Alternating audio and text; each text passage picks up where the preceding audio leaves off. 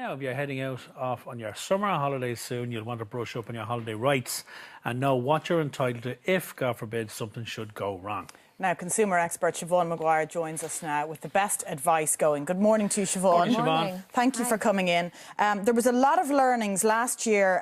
I was stung when my parents were stung with the low-cost holidays drama and them going into administration, and lots of people left in the lurch about that. And then the United Airlines stuff. So we've a good bit to go through. We do, Can we talk about the mobile phone usage first? Because there's some new regulations. Yes, finally, the EU are hailing it as a bit of a success that they have properly addressed roaming charges. We're all terrified when we go abroad that, you know, if you get a phone call or you phone home or you get a text message or text home, you're coming back to a really hefty bill. Now, since earlier in the month, that has all been abolished. Roam like at home is now introduced. That means that you can only be charged the same amount for a call if you're in Greece as you would if you're in Dublin. So it's a little bit of peace of mind for mobile users. There is a slight caveat, however, when while the EU was jumping up and down and saying, you know, this is great, guys, and you know, we've done good for... And it is progress. It is progress, yeah. But data usage, which is probably as big a feature for people using mobile phones as making calls or text messages now. People love streaming stuff, looking at videos. If you go abroad, you are susceptible to massive penalties in terms of your data usage, even under these new rules, because they haven't made any exceptions in this area.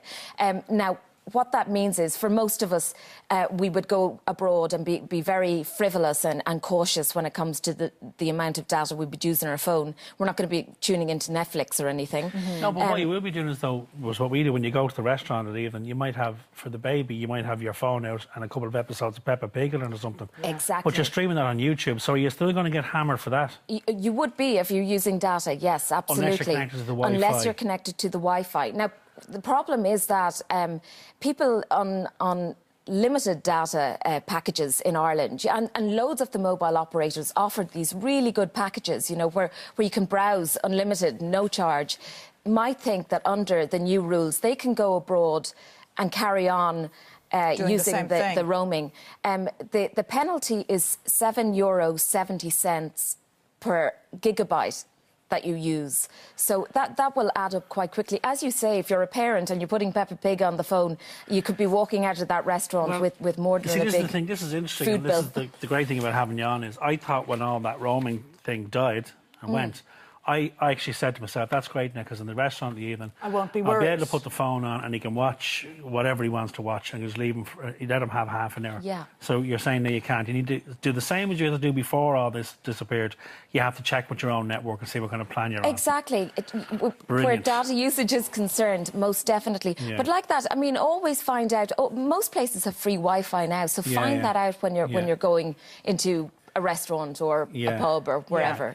So calls, texts, all of that is as normal as you're at home, but the streaming and other data usage is the big question mark. Pig will cost me the price. She'll cost you more than the restaurant. Yeah, I know.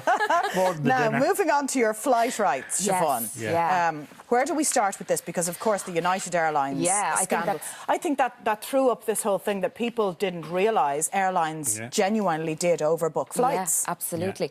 But also, the moral of the story is if there is an injustice taking place anywhere in the world on an airline now, there will be somebody with a mobile phone recording it to tell the world this is what happens. Overbooking is a thing airlines do. In Ireland, we're quite lucky. Ryanair never overbook. They only sell enough seats for the flight that they can fit people into. Is that a Ryanair policy? I think so, yeah. They never overbook, so you won't have that worry. Aer Lingus can overbook occasionally. It's very, very rare, and they seem to have quite a good way of dealing with it if it happens. I'm not aware of it happening, but I just know that Ryanair definitely have the no overbooking policy. But Aer Lingus have a system in place. Do you want the next flight exactly. or whatever? Compensation or whatever. Now, it's when you go abroad, the United Airlines and other major airlines that are maybe taking you to Australia or across America or something, where you will find yourself in a position of overbooking. Airlines overbook to make money. They sell more seats than they need to, in the hope that people just won't show up for flights. They then bag that cash on the flights that the person hasn't showed up for, and they can still get everyone on board. It's a very risky way to run a business, though, isn't it? It doesn't sit well with me at all, the whole process, actually. It's like having a 200-seat theatre venue and selling 250 tickets, Yeah. hoping that 50 won't turn up. Yeah. Seems like a big roll of a dice, doesn't it? Well, United Airlines had some terrible PR for the way that they handled what happened by hauling a gentleman off the plane because they were overbooked. But when it comes to rights, there are some really, really strict rules in relation to how airlines have to deal with passengers if they overbook. So the first thing they have to do is find volunteers. So they have to go to everyone who's got a seat on the plane and say, would anyone happily give up their seat? We're overbooked, we're really sorry. If you give up your seat, we'll give you a cash lump sum, we'll compensate you in some way. That did happen to me. Okay. Quite a few years ago, maybe 15, 20 years ago, on an Aer Lingus flight coming back from Birmingham. They made an announcement at the gate, we're looking for 2 volunteers, somebody has to get back to Dublin in an emergency, there's been a family bereavement. Did you volunteer? I wasn't in a particular rush. I went and said, I'll give up my seat, great. And exactly as you said, they offered us, I think it was £60 or £100 travel voucher. Okay. Free lunch in the airport, and you're booked on to the next flight. Yeah. Okay, and it doesn't impact your day in any somebody way. else You've helped got someone home else. quicker. Yeah, You got a bit of cash in your pocket. Yeah, and it was a great, as you say, it's exactly as you said, they offer you either cash or a travel voucher. So that's an example of how well it can be managed. It can work. Yeah. If nobody volunteers, this is where it gets a little bit tricky, because then they have to kind of randomly choose people to pull off the flight. And if that happens, there is a massive onus on the airline to really compensate you. You know, they must, as you said, provide you with your meals, your food, while you're waiting for another flight. If the flight is not taking place till the following day, they have to give you hotel accommodation.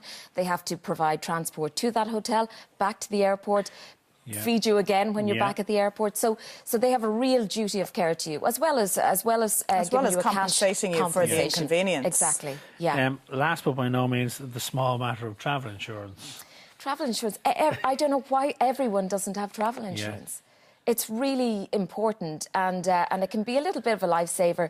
It's not that expensive, and you actually think, you know what, I've never had to use travel insurance.